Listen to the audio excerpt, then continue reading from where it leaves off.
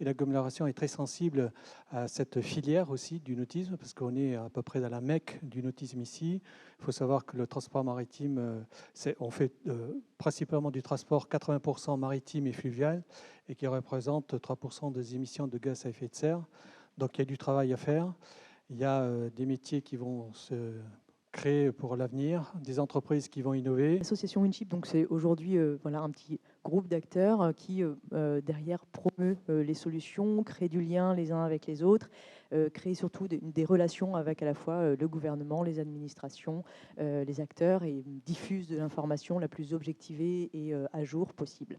Mais l'objectif, c'est bien effectivement qu'il y ait à la fois des actions qui soient menées localement par les acteurs locaux qui connaissent leur écosystème et qui savent faire les choses. Je crois que vous avez des organisations, des clusters localement qui sont déjà bien actifs sur ces sujets-là. On parle là de bateaux qui vont fonctionner 300 jours par an, 24 heures sur 24, avec des périodes des arrêts techniques qui sont extrêmement rares. Donc là, il y a vraiment des développements technologiques importants. Là, ce sont des mâts en carbone qui peuvent atteindre 60 ou 70 mètres de haut, et des voiles qui sont plus tout à fait des voiles en toile, mais des voiles en stratifié. Donc là aussi, il y a des enjeux technologiques importants, notamment à la fabrication des grandes pièces en composite. Si la propulsion par le vent, on sait qu'elle n'est pas optimale dans tous les cas, en l'occurrence, elle a aussi des applicatifs vraiment hyper intéressants, donc nous on y croit beaucoup. C'est vrai que la marine marchande, il y a des utilisations H24, 320 jours par an, par exemple, pour des porte-containers. Mais sachez, par exemple, qu'un kite d'une tonne peut faire gagner en moyenne à peu près 10 tonnes de fuel par jour. La traction par kite, c'est déjà beaucoup de conception en mécanique pour aller répondre à tous les efforts qui sont quand même imposants pour la traction par voile de kite. Une voile de 10 mètres carrés peut générer une tonne de traction, donc on a quand même des systèmes qui traquent beaucoup. On voit qu'il y a tous ces propulseurs exotiques où on va chercher à augmenter la performance des propulseurs, à réduire leur taille. Qu'est-ce que vous mettez dans les exotiques? Alors dans les exotiques, on sort des voiles, on a des ailes aspirées, on a des profils qui ont été très travaillés, qui vont amener des caractéristiques aérodynamiques différentes sur lesquelles il faut aller travailler. La taille des systèmes est contrainte par les tirants d'air, par les places sur le pont, par des choses comme ça. Donc souvent, ce qui va se passer, c'est qu'on va se retrouver avec une multitude d'ailes sur un pont, et par exemple, ces ailes vont interagir entre elles. Si on veut vraiment avancer à la voile avec des proportions de propulsion vélique de l'ordre de 80-90%, on va se retrouver avec la même problématique qu'un voilier, c'est-à-dire qu'on va commencer à gîter, on va commencer à dériver, on va vouloir mettre une quille, et là, on se rend compte qu'on est avec des carènes de navires qui ne sont pas du tout faites pour ça. Alors effectivement, l'aile aspirée, c'est un concept qui a été développé par le commandant Cousteau dans les années 80. Il avait équipé son bateau l'Alcyon de deux de ses ailes. Bon, alors à l'époque, les contraintes étaient différentes et il n'avait pas forcément reçu le succès qu'il méritait. Aujourd'hui, Le Crin a repris ce concept-là, il l'a optimisé. Et effectivement, dans sa démarche de recherche de partenaires industriels, ils sont venus nous voir et c'est un savoir-faire qui correspond tout à fait au nôtre. On cherche à économiser le maximum de carburant. Et on cherche à arriver à un créneau, d'ailleurs, dans le transport, dans le shipping, on va arriver à un créneau bien précis. Donc on essaie de trouver, grâce aux techniques de recherche opérationnelle et d'intelligence artificielle, là où les meilleures routes possibles en fonction de la météo. Donc là, la question de la météo et des prévisions météo sont très importantes. C'est-à-dire que nous, on va avoir besoin d'une météo à 7 ou 10 jours à l'avance. On fabrique des voiles qui sont en dacron, très épaisses, des voiles qui sont quand même très très lourdes.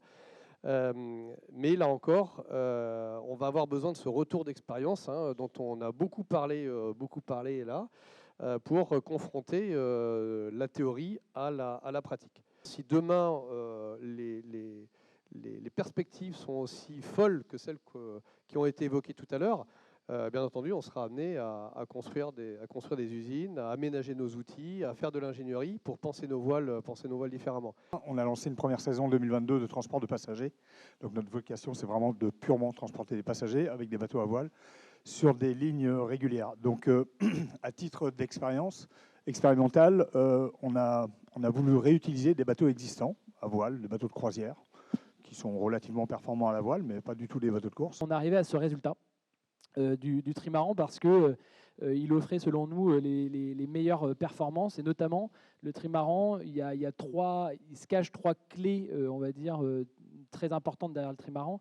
Il y a la stabilité naturelle du trimaran, cette grande plateforme va apporter beaucoup de stabilité, et donc derrière la stabilité, on va être performant notamment dans du petit vent, et on va pouvoir être performant aussi dans du gros vent, et donc on va pouvoir assurer ce 100% voile avec un maximum de performance. Et puis la stabilité, elle va aussi apporter du confort et de la sécurité pour la marchandise et pour les marins.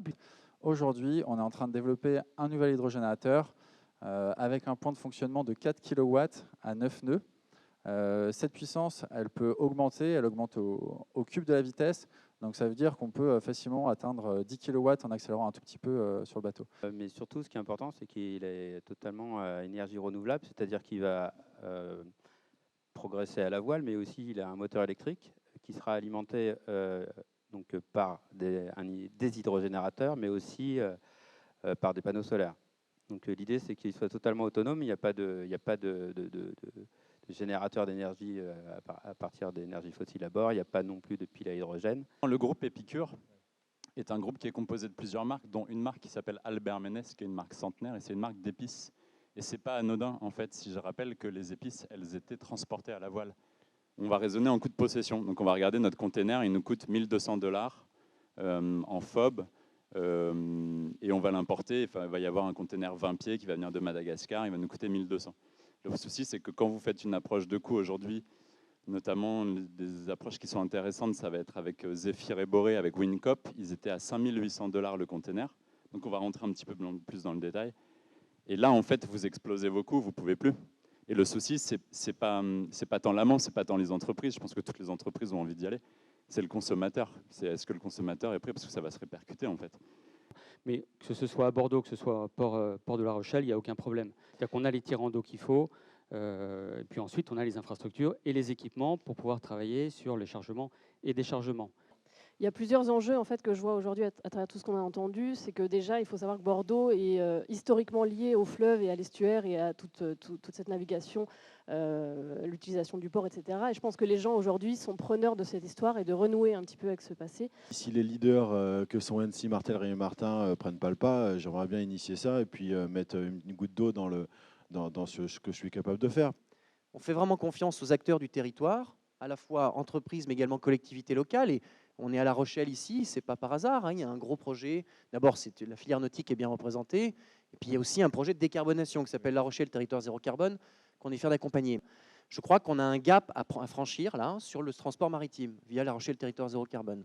Quand on voit aujourd'hui l'ensemble des subventions qui sont données, c'est bien parce que ça fait vivre des acteurs sur le terrain qui font de l'écologie industrielle, de la transition écologique. Mais je pense qu'on a des entreprises là qui mériteraient peut-être de passer sous les fourches codines de La Rochelle Territoire Zéro Carbone. Les entreprises sont déjà en avance, en tout cas celles qui veulent avancer, pour aller vers les critères d'éco-socio-conditionnalité. Si on n'embarque pas tout le monde, on n'y arrivera pas. Notamment le transport maritime. Hein, parce qu'on dit toujours c'est 3% des émissions de gaz à effet de serre, le transport maritime à l'échelle mondiale. Oui, mais si on le rapporte à un pays, c'est entre le Japon et l'Allemagne. Je pense qu'il y aura un avant et un après, 23 novembre 2023, notamment sur la propulsion vélique. Bon, on va garder cette date en tête.